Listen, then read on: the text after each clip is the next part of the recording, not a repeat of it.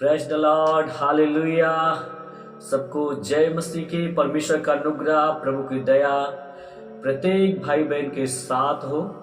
और परमेश्वर पिता को मैं धन्यवाद करता हूँ कि आज जो ये समय परमेश्वर ने दिया है, इस अवसर परमेश्वर ने जो दिया है, और इस समय में परमेश्वर के वचन की सेवा मैं आप लोगों को दे सकूं, तो परमेश्वर पिता को धन्यवाद करते हैं। आज के दिव्य सामर्थ्य वचन के द्वारा परमेश्वर हर एक को छूने के लिए जा रहा है यीशु मसीह के सामर्थ्य नाम में। आज दिव्य सामर्थ्य वचन के द्वारा आप और आपका परिवार बहुत ही साहसी और हिम्मती सेवक बनने के लिए जा रहे हैं यीशु मसीह के सामर्थ्य नाम में। मेरे प्रिय मेरे भाई बहन, आज मुझे जहां से आप देख रहे हैं, जहां से भी आप सुन रहे हैं, परमेश्वर आपको आशीषित करने के लिए जा रहा है यीशु मसीह के सामर्थ्य नाम में।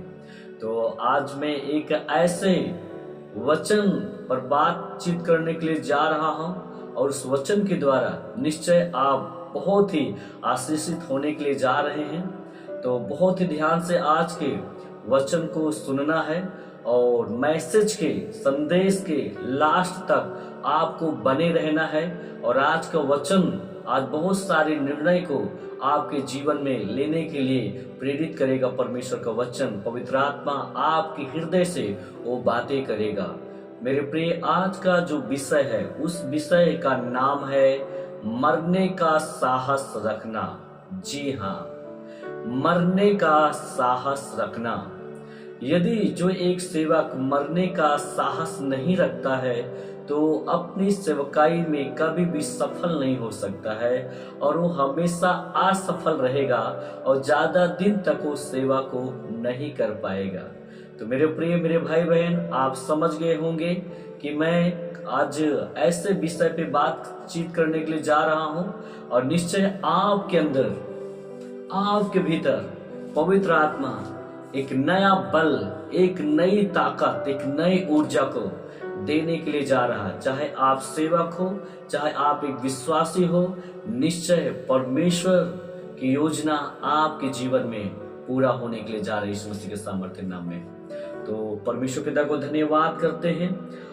आज का जो मेरा विषय है, उस विषय को बहुत ही ध्यान से सुने मेरे प्रिय मेरे भाई बहन। जो लोग अपने जीवन को जीवित और बलिदान करके चढ़ाते हैं, आकर्षित करने वाले जन होते हैं। ध्यान सुनिएगा, जो लोग अपने जीवन को जीवित करके बलिदान चढ़ाते हैं, ऐसे व्यक्तियों को आकर्षित करने वाले जन कहते हैं। मेरे प्रिय मेरे भाई बहन, जब वेदी पर एक बलिदान स्वरूप जलते हुए सुगंधदायक, कौन सा सुगंधदायक खुशबू ऊपर उठती है, तब परमेश्वर और मनुष्य दोनों को ऊपर की ओर खींचती है। जैसे इप्रिद्युतुस एक सुगंधदायक खुशबू का एक अनोखा उदाहरण है। यस मेरे प्रिय मेरे भाई बहन, इप्रिद्युतुस के जीवन से मैं लगातार अभी बातें करता आ रहा हूं, और आज निश्चय, और जो इप्रिद्युतुस था, एक सुगंधदायक खुशबू का एक अनोखा उदाहरण है। तो मेरे प्रिय मेरे भाई बहन, इप्रिद्युतुस पौलुस के साथ अंत तक बना रहा। कब तक बना रहा? अंत तक वो बना रहा। पौलुस की सेवा करते करते लगभग वह मरने पर था। कौन? इप्रिद्युतुस। वह मरने पर था। इस कारण पौलुस को एक पत्र के साथ उसकी कलीसिया में वापस भेजना पड़ा। पौलुस हृदय की गहराई से की और उसके बलिदान की तारीफ की चर्चा करता है। उसको गहराई से उसकी सेवा को लिया, और एक पत्र के साथ उसकी कलीसिया में, मकदूनियाई कलीसिया में भेजना उसे अवश्य समझा। मेरे प्रिय मेरे भाई बहन, उसकी तारीफ करते हुए पौलुस इप्रिद्युतुस की चर्चा करता है। और यहाँ पे मैं फिलिपियो 2:30 वचन को आपके सामने रख रहा हूं, और बहुत ही ध्यान से इस वचन को सुने। यहाँ पर लिखा है, क्योंकि वह मसीह के काम के लिए अपने प्राणों पर जोखिम उठाकर मृत्यु के निकट आ गया था, ताकि जो घटी तुम्हारी ओर से मेरी सेवा में हुई उसे पूरा करे। ध्यान से सुनेगा, क्योंकि वह मसीह के काम के लिए, किसके काम के लिए? मसीह के काम के लिए अपने प्राणों को जोखिम उठाकर मृत्यु के निकट आ गया था। ये प्रिय और मेरे प्रिय, पौलुस और मसीह की सेवा में इप्रिदुतुस बहुत ही बीमार पड़ गया था। इप्रिदुतुस मरने पर था। उसके स्वास्थ्य की उससे क्या कीमत चुकानी पड़ी यह हमें तो नहीं मालूम है, लेकिन एक बात है कि उसकी सेवा करते करते वो बीमार पड़ गया था। और उसकी वो चर्चा करता है पौलुस के फिलिपियों की पत्री में। और यहाँ पे हम कई सवाल को, क्वेश्चन को कर सकते हैं। इप्रिदुतुस के जीवन में जो उसका जो बीमार हो गया था, अब किस वजह से वो बीमार हो गया था ये तो मालूम नहीं है, लेकिन वो बीमार पड़ गया था। पौलुस उसकी चर्चा करता है। और यहाँ पे देख, अगर कहें तो क्या लंबी और कठिन यात्रा के द्वारा वो बीमार पड़ गया? उन दिनों की यात्रा जो होती थी, आज की जो यात्रा है वो आरामदायक नहीं थी। आज की यात्रा आरामदायक है, लेकिन जिस समय पौलुस के पास जाता है यात्रा करते हुए, मैं समझता हूँ पैदल गया होगा और वो आरामदायक यात्रा नहीं रही होगी, कठिनाई की यात्रा रही होगी। जब जेल में जाता है इप्रिदुतुस मिलने के लिए, शायद कठिन यात्रा के द्वारा वो बीमार पड़ जाता है, ऐसा हो सकता है उसका, या हो सकता है यह रात दिन जागना कठिन परिश्रम का कारण था। रात दिन जागना और कठिन परिश्रम का कारण हो सकता है, इसकी वजह से वो बीमार पड़ गया होगा। हम ऐसा कह सकते हैं। क्या वह अपने अगुवे की परेशानी के कारण टूट सा गया था? आज बहुत सेवक ऐसे, जब उसके अगुवे, सीनियर अगुवे परसिक्यूशन समस्या से गुजरते हैं तो सेवक लोग टूट जाते, विश्वासी लोग टूट जाते हैं। तो इसी प्रकार जो है इप्रिदुतुस का जो अगुआ पौलुस था, वह सताव के कारण इप्रिदुतुस जब देखा कि जेल में है पौलुस, इसके कारण वो शायद टूट सा गया है, बीमार पड़ गया था। ऐसा भी हो सकता है। क्या उस पर रोमी जेल की सजा का असर था? ऐसा भी हो सकता है, ये भी हो सकता है। यदि वो बीमार पड़ा तो क्या हो सकता है कि वो रोमी जेल की सजा का असर था? ऐसा भी हो सकता है, ये भी हो सकता है। हम ऐसा हम बोल सकते हैं मेरे प्रिय, मेरे भाई बहन, क्योंकि पौलुस कहता है मेरी सेवा किया जिस प्रकार से वो बीमार पड़ गया, वो मृत्यु के निकट आ गया था, वो मरने वाला था। हम नहीं जानते इप्रिदुतुस की वजह, बीमारी की वजह क्या है, परंतु एक बात स्पष्ट है, पक्की है कि पौलुस के लिए सेवा करना उसके स्वास्थ्य को झकझोर कर रख दिया था। वह मरने पर था। बाइबल बताती है मसीह के काम के लिए मृत्यु के निकट पहुंच गया था, निकट पहुंच गया था। उसने पौलुस के लिए जो वो किया वो मसीह के लिए समझा गया। इप्रिदुतुस जो पौलुस के लिए किया वो किसके लिए समझा गया? मसीह के लिए समझा गया। जो पौलुस की सेवा किया और वो मसीह के लिए समझा गया।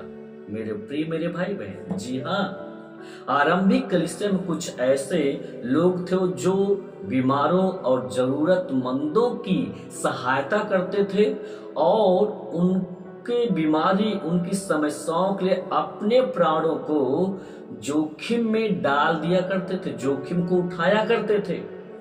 ऐसे भी लोग थे आरंभिक कलीसियाओं में। उदाहरण के तौर पे बराका प्रोफेटिक मिनिस्ट्री के जो अध्यक्ष डॉक्टर हिचकिया फ्रांसिस परमेश्वर और मनुष्य को मोहित करने वाली पुस्तक में एक शहर की जिक्र करते हैं,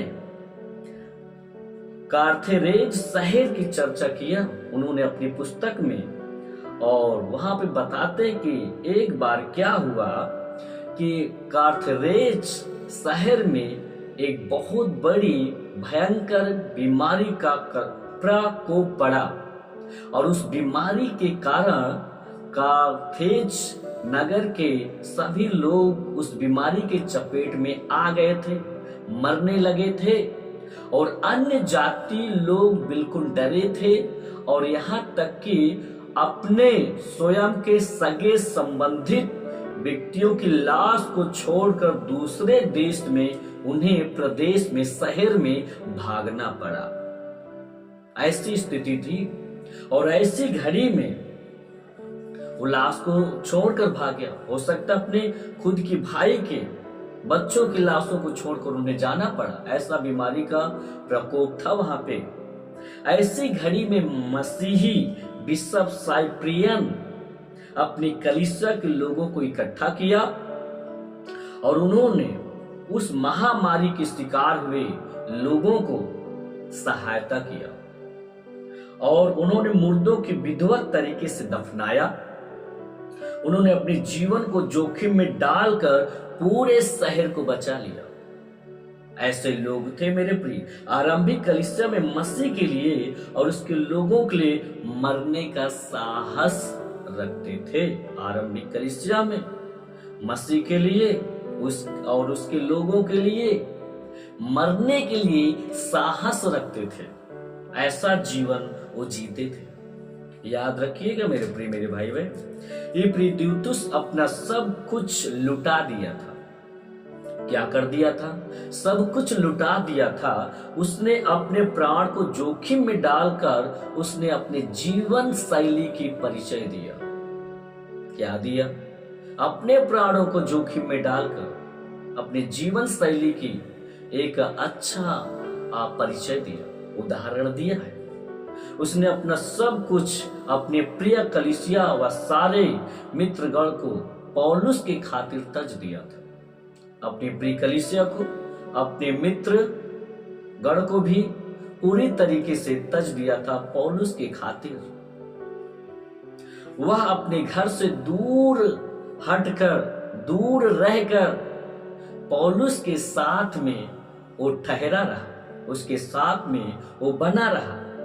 अपनी मान मर्यादा को अलग करते हुए अपनी स्वामी की, पौलुस की सेवा में डटा रहा, उसमें लगा रहा।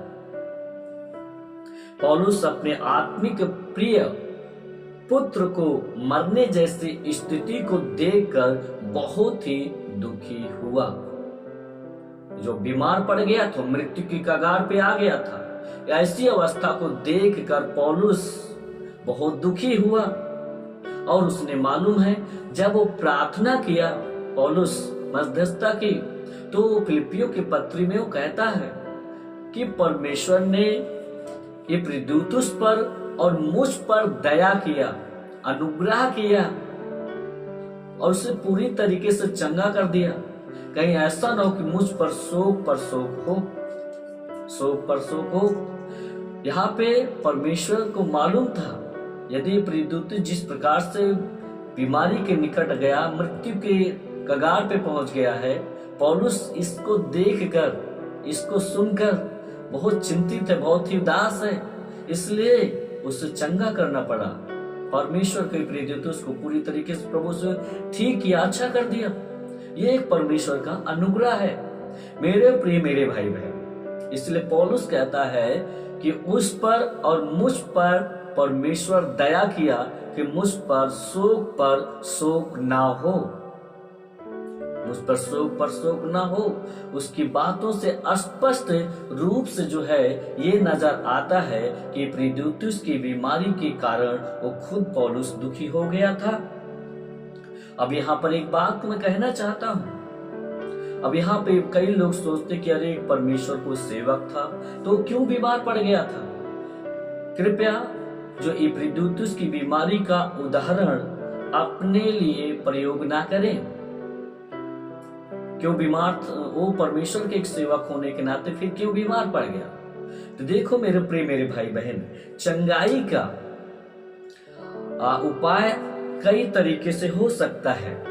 पहला जो है वो यीशु के नाम से जब हम प्रार्थना करते हैं, बीमारियों को घुड़कते हैं, डांटते हैं, तो चंगा हो जाता है वो व्यक्ति, दुष्ट आत्माएं निकल जाती हैं, ऐसे ठीक होते हैं। और दूसरा कारण ये है कि परमेश्वर के सेवक जब मध्यस्थता की प्रार्थना करते हैं तो उस मध्यस्थता की प्रार्थना के द्वारा लोगों को परमेश्वर दया करके चंगा कर देता है। जैसे इब्रिदुतुस जब बीमारी में था तो पौलुस प्रार्थना किया होगा, और जरूर किया है, और इसीलिए पौलुस की मध्यस्थता की प्रार्थना इब्रिदुतुस को जीवन दान दिया यीशु मसीह के सामर्थ्य नाम में। आपने इस बात को आपने समझा कि चंगाई का अनेक तरीके से कर सकते हैं। हम यीशु के नाम में जब प्रार्थना करते हैं लोग चंगे होते हैं, दुष्ट आत्मा निकलती हैं। और एक वो होता है जब मध्यस्थता की प्रार्थना हम किसी के लिए करते हैं तो परमेश्वर दया करके उन व्यक्तियों को चंगा करता है, दया करता है। इस प्रकार से भी चंगाई का एक कारण है। और यहाँ पे यही है कि पौलुस की मध्यस्थता की प्रार्थना इब्रिदुतुस के लिए एक छुटकारे का, एक जीवन दान का कारण बन गए। तो यहाँ पर अगर देखें, धन्य मृत्यु, याद रखिएगा, धन्य मृत्यु, हम सबको एक न एक दिन मृत्यु का सामना करना पड़ेगा। जी हाँ, हम सबको एक न एक दिन मृत्यु का सामना करना पड़ेगा, क्योंकि हमारा जो देह है, हमारी जो शरीर है भौतिक, ये दिन प्रतिदिन कमजोर होती जा रही है। हमारे लिए अपने जीवन को मसीह के वास्ते और कलीसिया के वास्ते शहीद होना क्या ही सौभाग्य की बात है। यस मेरे प्रिय मेरे भाई बहन, एक दिन हम सबको मरना पड़ेगा और ये शरीर प्रतिदिन कमजोर होता जा रहा है। इसलिए हम सब मसीह के वास्ते और कलीसिया के वास्ते शहीद होना क्या ही ये हमारा सौभाग्य की बात होगी। क्या आप नहीं सोचते कि बीमारी या बुजुर्ग होकर मरने की अपेक्षा मसीह के लिए मरना क्या ही सुहावना अवसर है। यस, प्रभु का धन्यवाद हो, आप इस बात को समझ पा रहे हैं, पवित्र आत्मा आपको समझा रहा है। आरंभिक कलीसिया में विश्वासीगण शहीद होकर मरने के लिए समर्पित थे। आरंभिक कलीसिया में जो विश्वासीगण थे, सेवक लोग थे, वो मरने के लिए समर्पित थे, शहीद होने के लिए समर्पित थे, क्योंकि उनका मन इस संसार से हट गया था। ओनली वो प्रभु के लिए और सेवकों के लिए जीते थे। वे सार्वजनिक रूप से मसीह पर अपने विश्वास को बताने का हियाव रखते थे। इससे इस तरह के सताव और दुख की घड़ी जब उनके विरोध में खड़ी होती थी, जब आरंभिक कलीसिया के लोगों के प्रति जब विरोध होता था, सताव आता था, तो वे लोग उस विरोध को चट्टान की तरह उखाड़े हो जाते थे, डरते नहीं थे। उनमें एक जोश था, एक जुनून था शहीद होने का, मरने का, एक चट्टान की तरह उखाड़े रहते थे। इस प्रकार से उनका जीवन था। अगर प्रेरितों उसका 14 का 21 से और 22 वचन तक पढ़े तो यहाँ पर एक बात लिखा हुआ है। 14 को उसका मैं 21 और 22 वचन को पढ़ रहा हूँ। यहाँ पे अपने स्क्रीन पे उस वचन को पढ़े। वे उस नगर के लोगों को सुसमाचार सुनाकर और बहुत से चेले बनाकर लुस्त्रा और इकुनियुम और अंतकिया को लौटाए और चेलों के मन को स्थिर करते रहे और यह उपदेश देते थे कि विश्वास में बने रहो, और यह कहते थे हमें बड़े क्लेश उठाकर परमेश्वर के राज में प्रवेश करना होगा। यहाँ पे आपने देखा 21 से 22 वचन तक हमें बड़े क्लेश उठाकर परमेश्वर के राज में प्रवेश करना होगा। जी हाँ, क्या उठाकर? बड़े क्लेश को उठाकर परमेश्वर के राज में हमें प्रवेश करना होगा। परमेश्वर का राज्य क्लेश ही है। कुछ एक बार ये क्लेश नहीं, परंतु यह अनेकों बार ये क्लेश से हमें गुजरना होता है। ये क्लेश परसिक्यूशन आते रहते हैं और इससे हम सबको गुजरना पड़ता है। हम में से कुछ ही नहीं, परंतु हम सबको इसी मार्ग से जाना है। आरंभिक कलीसिया की यही मुख्य शिक्षा थी, यही सिद्धांत था। वो अपने लिए नहीं जीते थे, पूरा अपने जीवन को प्रभु के वचन पे समर्पित कर दिया था। आपकी बुलाहट की पूरी कीमत आपको चुकानी पड़ती है। मसीह के लिए मिट जाने के लिए साहस रखोगे, तभी आप अपनी सेवा को सफलतापूर्वक कर पाओगे यीशु मसीह के सामर्थ्य नाम में। फिर से मैं बोल रहा हूं, यदि मसीह के लिए मर मिट जाने का आप साहस रखते हो, तभी आप अपनी सेवा को सफलतापूर्वक कर पाओगे यीशु मसीह के सामर्थ्य नाम में। यस, अगुओं का जोखिम उठाना ही पड़ेगा। परमेश्वर द्वारा नियुक्त अपनी शाही बुलाहट के लिए मरने के लिए तत्पर थे, जो अगुवे थे आरंभिक के। जितना बड़ा अवसर उतनी बड़ी जवाबदारी। अगुवे दुख उठाने के लिए प्रशिक्षित थे। जो अगुवे लोग थे, दुख उठाने के लिए उनको प्रशिक्षित किया गया था। वो प्रशिक्षित थे सताव सहने के लिए। सताव को देखकर उस मिनिस्ट्री को बंद नहीं कर देते थे। सताव को देखकर वो वचन की सेवा, सुसमाचार सुनाना बंद नहीं कर देते थे। वो लगे थे, डटे थे। वे आग के भट्ठी से होकर निकलते थे और शुद्ध सोने के समान चमकने लगते थे। याद रखिएगा, वे आग के भट्ठी में से निकलते हुए शुद्ध होने के समान सोने की तरह वो चमकने लगते थे। आपको याद होगा इस बातों को लेकर सदरक मेशक अबेदनगो की कहानी, उसको किस परसिक्यूशन से गुजरना पड़ा।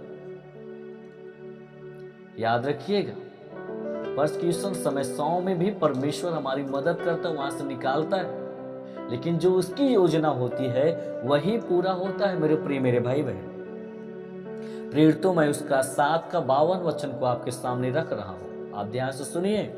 जो स्टीफन था, स्तिफनुस, उसके बारे में आपने पढ़ा है। जब वो उसको पकड़ लिया जाता है, वो भी सताव से जब गुजर रहा होता है, अरेस्ट किया गया था, तो वहां पे लिखा है, वो खुद इस बात को लिख रहा है, भविष्यवक्ताओं में से किसको तुम्हारे बाप दादों ने नहीं सताया। प्रेरितों 7 का 52 में पढ़ रहा हूं। उन्होंने उस धर्मी के आगमन का पूर्व काल से संदेश देने वालों को मार डाला, और अब तुम भी उसके पकड़ने वाले और मार डालने वाले हुए। जी हाँ, यीशु का प्रिय चेला जो यूहन्ना था, उसको छोड़ बाकी जितने चेले थे, प्रेरित थे, वे सब अपनी मौत नहीं मरे, बल्कि वो मार दिए गए, वो शहीद हो गए। लेकिन मैं कहना चाहूंगा कि यूहन्ना एक जीवित शहीद के लिस्ट में आ रहा है। उसको भी मैं कहूंगा एक जीवित शहीद था वो, क्योंकि वो भी परमेश्वर के कार्य के लिए, परमेश्वर यीशु मसीह के लिए वो हमेशा मरने के लिए भी तैयार था। वो भी एक जीवित शहीद था। और मेरे भाई बहन, नबी उनके दुख उठाने के लिए जाने जाते हैं। नबी जो होते हैं दुख उठाने के लिए जाने जाते हैं। इस सच्चाई से कोई नहीं बच सकता है। अगर कोई कहे कि मैं नबी हूँ, प्रोफेट हूँ, एक सेवक हूँ, मुझे सताव से नहीं गुजरना पड़ेगा। नहीं, सबको गुजरना पड़ेगा, कोई न कोई समस्याओं से, परसिक्यूशन से गुजरना पड़ेगा। इस सच्चाई से कोई नहीं बच सकता है मेरे प्रिय। यस, प्रभु यीशु मसीह ने बड़े ही सुंदर ढंग से हम सब के लिए इस सच्चाई को एक सच्चाई को चित्रित किया। उन्होंने स्पष्ट किया कि कैसे परमेश्वर के पुत्र को मरना होगा। मत्ती उसका मैं पढ़ रहा हूं, उसका 21 से 33 से 40 आयत तक। सब लोग ध्यान से सुने। यहाँ पर एक सुंदर चित्र को प्रभु हम सबके सामने रखा। मैं पढ़ रहा हूं उस वचन को, सुनिएगा। यहाँ पे 21 मत्ती उसका 33 से मैं 40 आयत तक पढ़ रहा हूं। एक और दृष्टांत सुनो। एक गृह स्वामी था जिसने दाख की बारी लगाई, उसके चारों ओर बाड़ा बांधा, उसमें रस का कुंड खोदा और गुम्बद बनाया और किसानों को उसका ठेका देकर प्रदेश चला गया। जब फल का समय निकट आया तो उसने अपने दासों को उसका फल लेने के लिए किसानों के पास भेजा, पर किसानों ने उसके दासों को पकड़ के किसी को पीटा और किसी को मार डाला और किसी पर पथराव किया। फिर उसने पहलों से अधिक और दासों को भेजा और उन्होंने उनसे भी वैसा किया। अंत में उसने अपने पुत्र को उनके पास यह सोचकर भेजा कि वे मेरे पुत्र का आदर करेंगे। परंतु किसानों ने पुत्र को देखकर आपस में कहा, या तो वारिस है, आओ इसे भी मार डालें और इसकी मीरास ले लें। अतः उन्होंने उसे पकड़ा और दाख की बारिश से बाहर निकालकर मार डाला। इसलिए जब दाख की बारी का स्वामी आएगा तब उन किसानों के साथ क्या करेगा। याद रखिएगा मेरे प्रिय मेरे भाई बहन, दाखलता के दुष्ट माली का जो दृष्टांत यहाँ पे है, यीशु ने स्पष्ट किया कैसे सच्चे स्वामी द्वारा भेजे गए सेवकों को मार डाला। यहाँ पे एक सच्चा स्वामी जो दाख की बारी लगाया और परदेश जाते समय ठेकेदारों को वो जिम्मेवारी दे दिया, और जब वो आता है तो कुछ सेवकों के पास भेजता उस दाख की बारी में कुछ सेवकों को, और जब सेवक लोग जाते हैं तो वहाँ पे जो दुष्ट लोग थे उन्हें मार डाला, और फिर और अधिक सेवकों को उनके पास जब भेजा जाता है तो उन्हें भी मार डाला जाता। किसी को पीटते, किसी को पत्थर वार करके बिल्कुल पूरी तरीके से खत्म कर देते। तो स्वामी ने कहा, ऐसा है मैं अपने पुत्र को भेजूंगा और शायद इसका आदर करेंगे। लेकिन जब वो स्वामी, सच्चा स्वामी अपने पुत्र को, इकलौते पुत्र को जब भेजा, तो जब वो जाता है उस दाखलता की बारी में, तब वहां पर भी वो लोगों ने क्या किया, इसने कहा ये तो वारिस है, आओ इसको हम मार डाले ताकि हमारी सारी दाखलता ये दाग की बारी हो जाए।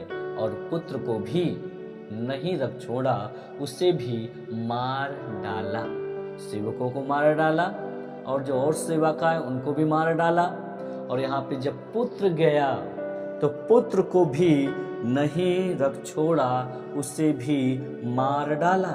यीशु स्पष्ट कह दिया, मार पीट, खून खराबा, पत्थरवाह इत्यादि परमेश्वर के दासों के लिए पहले ही से अपेक्षित थे, पहले से ये था, होना था। आरंभिक कलीसिया को पहले से आभास था और अपने आप को तैयार कर लिए थे।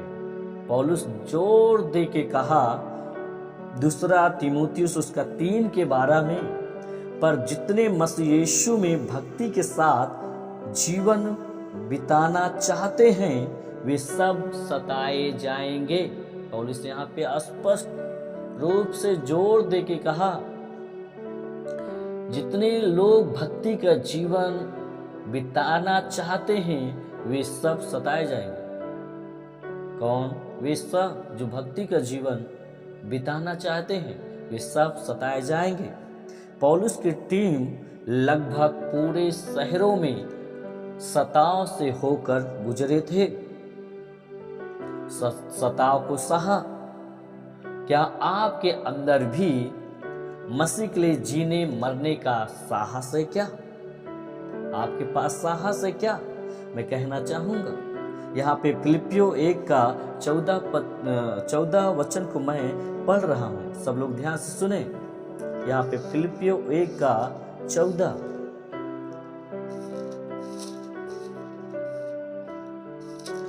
14 मैं वचन को पढ़ रहा हूँ, सुनिए।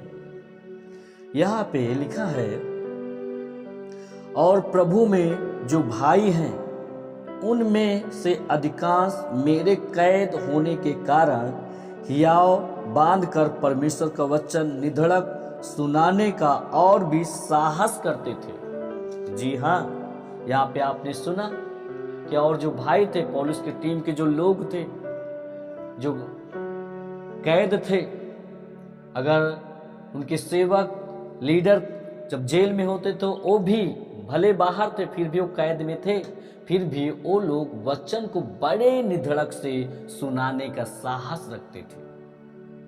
ऐसे आपका जीवन होना चाहिए।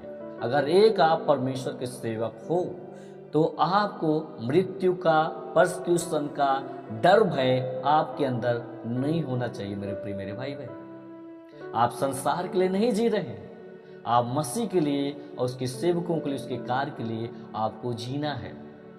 क्योंकि जिस दिन आप यीशु मसीह को ग्रहण किया उसी दिन आप इस संसार के लिए मर चुके हो और मसीह के लिए आप जीवित हो। मसीह आप में जीवित है। उसकी योजना के तहत अपने जीवन को समर्पित कर दे मेरे भाई बहन। मैं क्वेश्चन करता हूं, क्या आपके पास जीने मरने का साहस है क्या? यदि है तो साहस और बढ़ता जाएगा यीशु मसीह के सामर्थ्य नाम में। आमीन।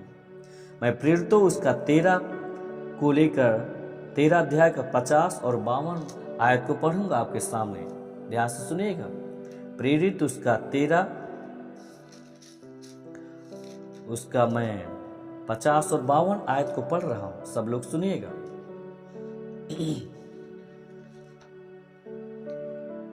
यहाँ पे लिखा, परंतु यहूदियों ने भक्त और कुलीन स्त्रियों को और नगर के प्रमुख लोगों को उस्काया और पौलुस और बरनबास के विरुद्ध उपद्रव करवाकर उन्हें अपनी सीमा से निकाल दिया। तब वे उनके सामने अपने पांव की धूल झाड़कर इकुनियुम को चले गए और चेले आनंद से और पवित्र आत्मा से परिपूर्ण होते गए। यहाँ पर भी सताव से होकर चेले लोग गुजर रहे थे। ध्यान से सुनिएगा मेरे भाई बहन। और यहाँ पे एक और वचन की ओर मैं पढ़कर आगे बढ़ना चाहता हूँ। पहला कुरिन्थियों उसका 15 का 29 और 32 वचन को आपके सामने मैं रख रहा हूँ, यहाँ पे सुनिएगा। यहाँ पे सुनिए,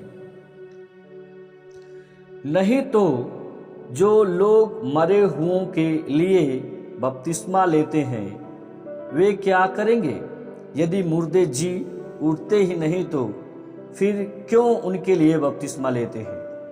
और हम भी क्यों हर घड़ी जोखिम में पड़े रहते हैं? हे भाइयों, मुझे उस घमंड की शपथ जो हमारे मसीह यीशु में मैं तुम्हारे विषय में करता हूँ कि मैं प्रतिदिन मरता हूँ। पौलुस कहता, मैं प्रतिदिन मरता हूँ। यदि मैं मनुष्य की रीति पर इफिसुस में वन पशुओं से लड़ा तो मुझे क्या लाभ हुआ? यदि मुर्दे जिलाए नहीं जाएंगे तो आओ खाएं पिएं, क्योंकि कल तो मर ही जाएंगे।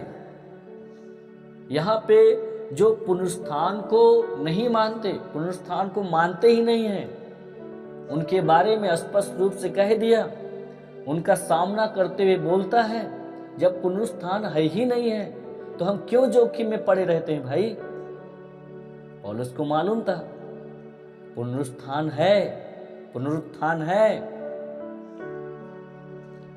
और वो भी कहता है तो भाई क्यों हम फिर बपतिस्मा लेते हैं? फिर मैं जो पशुओं से लड़ा, जो जोखिम में हमेशा पड़ा रहता हूं, फिर से क्या लाभ हुआ? वो कहता है, उन लोगों को जोर दे के कहा, इस बात को बोला सामना करते हुए, मैं प्रतिदिन मरता हूं, मैं प्रतिदिन मरता हूं।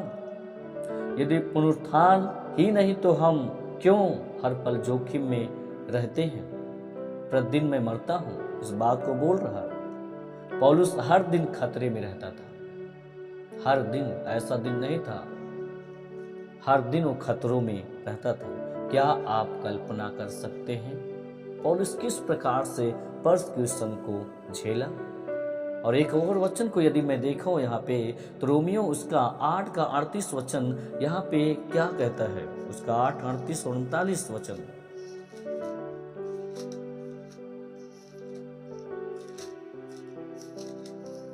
यस, यहाँ पे मैं पढ़ रहा हूं। यहाँ पे लिखा है, क्योंकि मैं निश्चय जानता हूं कि ना मृत्यु, ना जीवन, ना स्वर्गदूत, ना प्रधानताएं, ना वर्तमान, ना भविष्य, ना सामर्थ, ना ऊंचाई, ना गहराई और ना कोई और सृष्टि हमें परमेश्वर के प्रेम से जो हमारे प्रभु यीशु मसीह में है अलग कर सकेगी।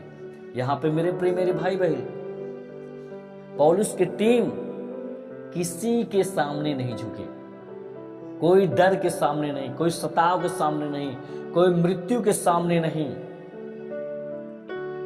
वो नहीं झुके। ऐसा उनके पास एक जोश, एक जुनून, एक हिम्मत था मसीह के सेवा कार्य के लिए। और वो कहता है कि मसीह के प्रेम से मुझे कोई अलग नहीं कर सकेगी, न कोई तलवार, न जोखिम, न उपद्रव, न क्लेश, कोई भी सताव परमेश्वर के प्रेम से हमें अलग नहीं कर सकती है, उन्हें अलग नहीं कर पाई। याद रखिएगा, प्रेरितों उसका 20 का मैं 22 और 24 वचन को आपके सामने और रख रहा हूं। प्रेरितों उसका 20 अध्याय, उसका 22 और 24 वचन को, यस, 22 लेकर 24 वचन को मैं आपके सामने रख रहा हूं।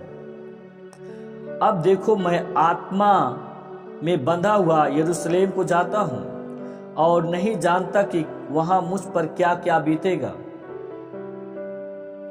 केवल यह कि पवित्र आत्मा हर नगर में गवाही दे देकर मुझसे कहता है कि बंधन और क्लेश तेरे लिए तैयार है, परंतु मैं अपने प्राण को कुछ नहीं समझता कि उसे प्रिय जानूं, वरन यह कि मैं अपनी दौड़ को और उस सेवा को पूरी करूं जो मैंने परमेश्वर के अनुग्रह के सुसमाचार पे गवाही देने के लिए प्रभु यीशु से पाई है। याद रखिएगा मेरे प्रिय मेरे भाई बहन, यहाँ पे स्पष्ट बोल रहा है, क्या आपके भी पास इच्छा है? क्या आपकी क्या इच्छा है? पौलुस यहाँ पे क्या कह रहा है? आत्मा में मैं बंधा हुआ जा रहा हूं और आत्मा मुझे बता रहा है तू तेरे लिए क्लेश तैयार है, किस प्रकार से तुझे दुख उठाना है, लेकिन वो कहता मैं अपने प्राण को प्रिय नहीं समझता हूं। अब याद रखिए, क्या आपके पास क्या इच्छा है?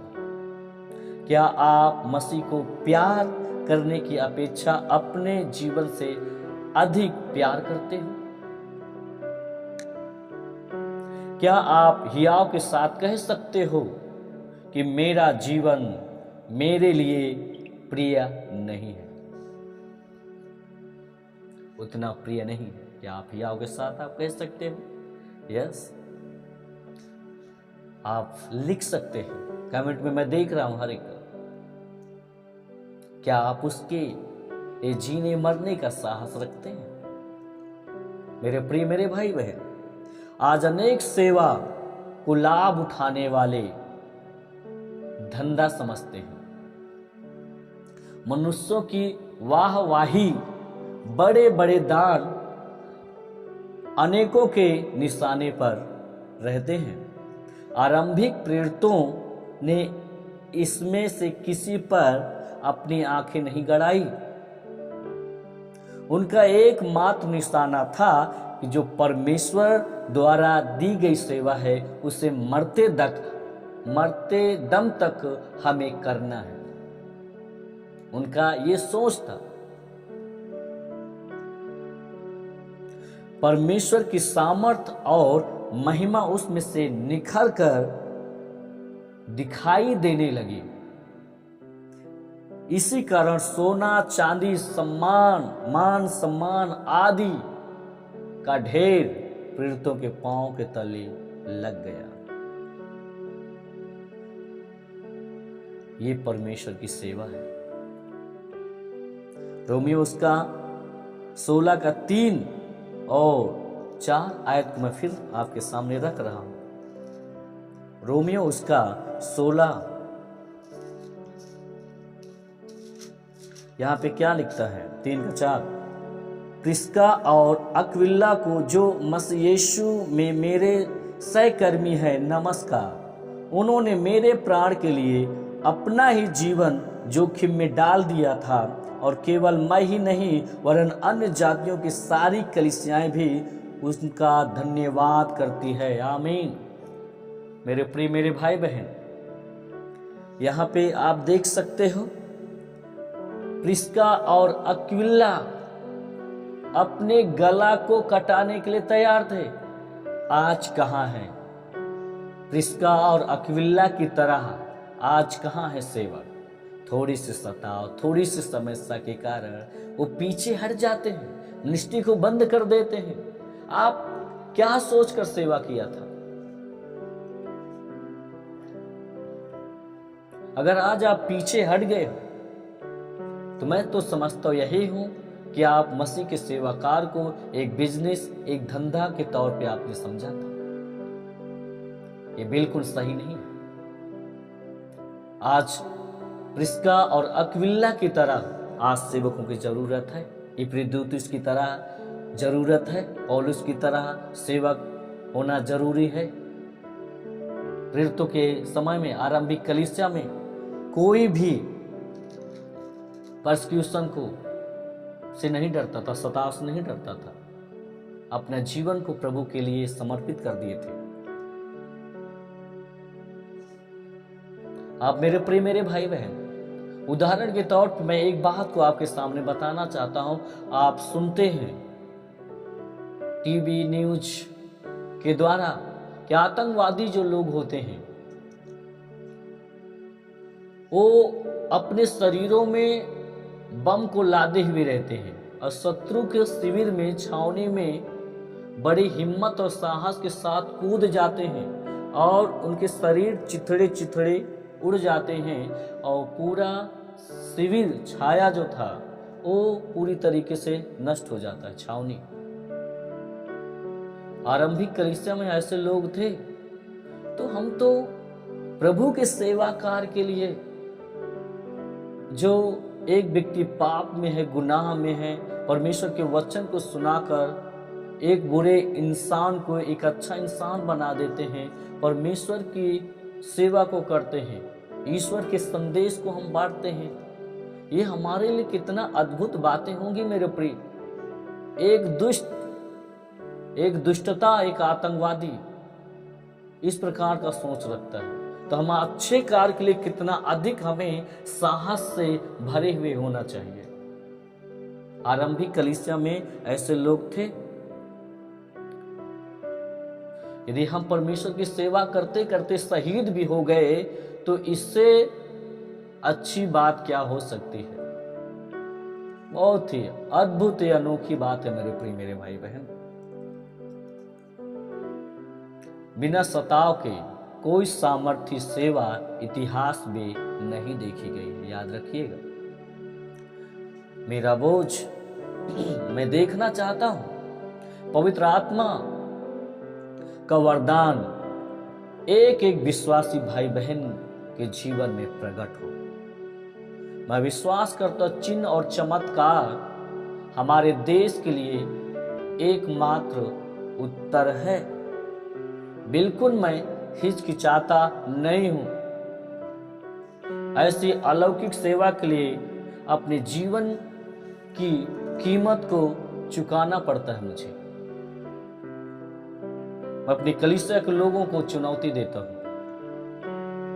और उन्हें शहीद होने तक अपने जीवन का त्यागने का आवाहन करता हूं, उन्हें बुलाता हूं। याद रखिएगा मेरे प्रिय मेरे भाई बहन, मैं अपनी सेवा काल में लगभग 2012 से लेकर इस 24 तक में मैंने बहुत सारा दुख को उठाकर, धक्के मुक्के सहकर यहां तक आया। क्या घर से लेकर, क्या बाहर से लेकर, कई ऐसे सताव से मुझे गुजरना पड़ा। मैं इस बात को जानता हूं परमेश्वर मुझे किस कार्य के लिए चुना है और मुझे क्या करना है। संसार में परसिक्यूशन, सताव को देखकर मैं परमेश्वर की दी हुई बुलाहट को, उसकी सेवा को मैं कभी भी छोड़ नहीं सकता हूं। मैं परमेश्वर के साथ ये विश्वासघात नहीं करूंगा। मेरे प्रिय, जब गांव में सेवकाई हुआ, घर से लेकर कभी कभी मेरे पास एक भी रुपया नहीं होता था कि मैं कपड़ा को धो सकूं। मैं, मेरा वाइफ हमेशा चिंता रहते थे क्या कैसे जीवन चलेगा। कई बार मेरे घर के लोग, मेरे माँ लोग बोलते थे, रिश्तेदार बोलते, तुम क्यों यीशु लगे रहते हो, बाहर जाके कमाओ। इस प्रकार से कई ऐसे सताव था।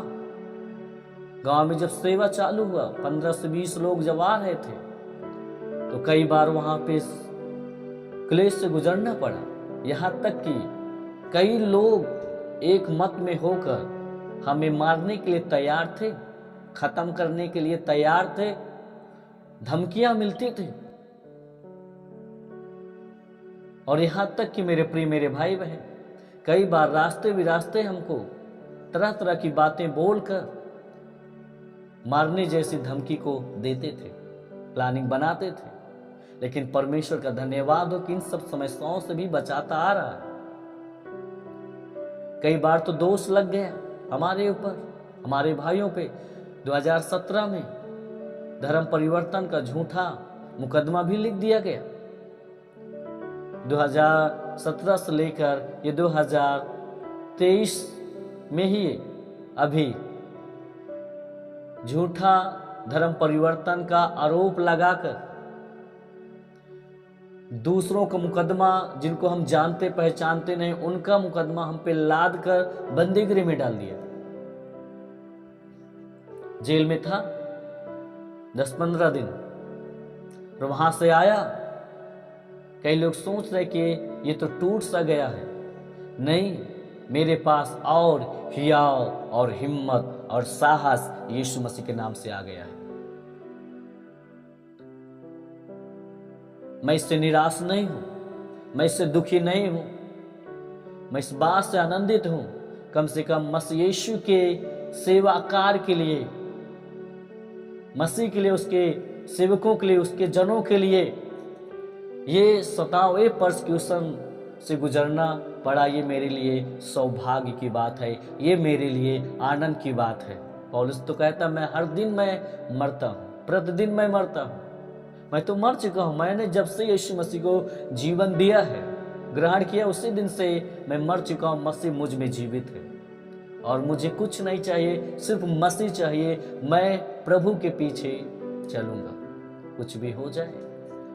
और परमेश्वर अपने दिव्य सामर्थ्य वचन के द्वारा ही हमें हिम्मत और साहस देता है। आमीन। परमेश्वर पिता को धन्यवाद करते हैं। इस बात पर मैं विश्वास करता हूं, बिना त्याग पूर्वक जीवन के किसी भी प्रकार की सफलता पूर्वक सेवा नहीं है। याद रखिए, बिना त्याग पूर्वक, बिना जीवन किसी भी प्रकार की सेवा नहीं है। सेवक जो सुख और विलास की चाह रखने वाले हैं, आसानी से निराश हो जाएंगे। परसिक्यूशन के देखकर, सताव को देखकर वो पीछे हट जाएंगे। क्यों? क्योंकि सुख विलास की चाह रखने वाले लोग हैं। बहुत सेवकों को मैंने देखा, सताव आया, समस्या, सेवकाई को छोड़कर संसार का काम करने लगे। आप जिस बुलाहट में बुलाए गए, उस बुलाहट को आप जानो, उस बुलाहट के प्रति विश्वास योग्य बने रहो। पौलुस मसीह के लिए और उसकी सेवा के लिए जीवन व्यतीत किया और उसके लिए मर गया। याद रखिएगा, परमेश्वर आपको मृत्यु के द्वार के मुंह से बाहर निकाल लाएगा और दूसरों के लिए जीवन व्यतीत करने के लिए ठहराएगा यीशु मसीह के सामर्थ्य नाम में। आमीन बोल सकते हो। मैं हर एक जन का कमेंट अभी यहां पे देख रहा हूं।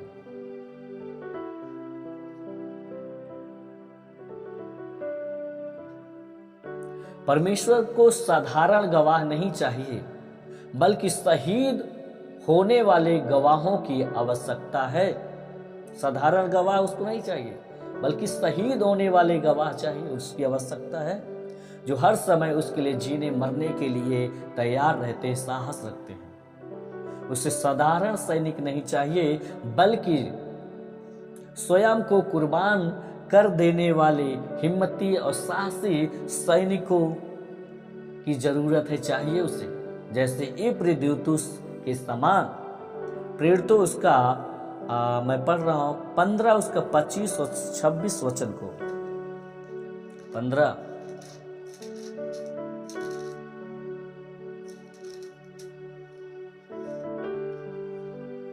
25 उसका 26 वचन को मैं पढ़ रहा हूं, यहां पे सुनिए। इसलिए हमने एक चित्त होकर ठीक समझा कि चुने हुए मनुष्यों को अपने प्रिय बरनबास और पौलुस के साथ तुम्हारे पास भेजें। ये ऐसे मनुष्य हैं जिन्होंने अपने प्राण हमारे प्रभु यीशु मसीह के नाम के लिए जोखिम में डाले हैं। यस, यहाँ पे आपने देख रहे बरनबास, पौलुस और सिलास मसीह के नाम के लिए अपने प्राण को जोखिम में डाल दिए। पौलुस और सिलास की तरह जो मसीह के नाम के कारण वो कुर्बान कर दिए अपने आप को। 2 प्रकार के शहीद होते हैं। मैं विश्वास करता हूं कि प्रत्येक विश्वासी भाई बहन परमेश्वर शहीद होने के लिए परमेश्वर के हाथों में अपने आप को समर्पित कर देना चाहिए।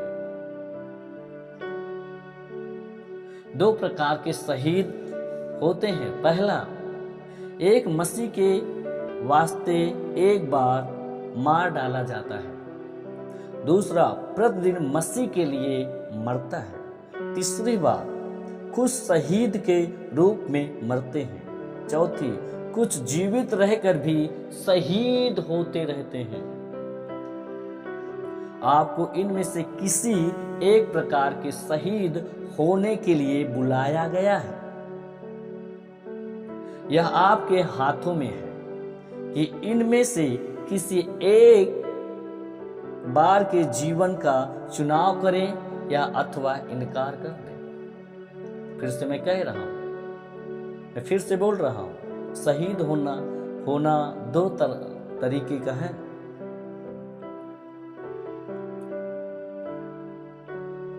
आप इस बात को आप समझ सकते हो। एक मसीह के वास्ते एक बार मार डाला जाना होता है और प्रतिदिन दूसरा मसीह के लिए मरता है, और उसी में कुछ शहीद के रूप में मरते हैं, कुछ जीवित रहकर शहीद भी होते रहते हैं। इनमें से किसी एक बुलाहट के लिए आपको बुलाया गया है, आप चुने गए हो। आपको चुनाव करना है कि कौन से बुलाहट को हमें स्वीकार करना है, कौन से बुलाहट को नहीं। आपको चुनाव करना, अथवा आप इनकार करें। मैं आपसे कुछ सवाल को करना चाह रहा हूं। क्या आप सेवा करते करते शत्रुओं के आक्रमण को सामना करने या मार डाले जाने के लिए तैयार हैं? आप सोचकर आप उत्तर दीजिए। दूसरी बात, क्या आप अपने लिए मरने को तैयार हैं? यस नो में आप जवाब दीजिए। यस, प्रभु की स्तुति हो। क्या अपने जीवित बलिदान बनने वाले जो वेदी पर चढ़ाया जाता है जीवन का चुनाव किया है? यस। क्या आप अपनी मान मर्यादा, सुख विलास और आत्मदया के लिए मरने को तैयार हैं? क्या आप भूख अकाल में दुख उठाने के लिए तैयार हैं?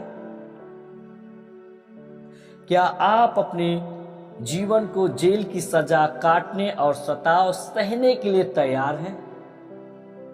फिर से इस बार मैं बोल रहा हूं इस लास्ट क्वेश्चन को। क्या आप अपने जीवन को जेल की सजा काटने को और सताव को सहने के लिए तैयार हैं?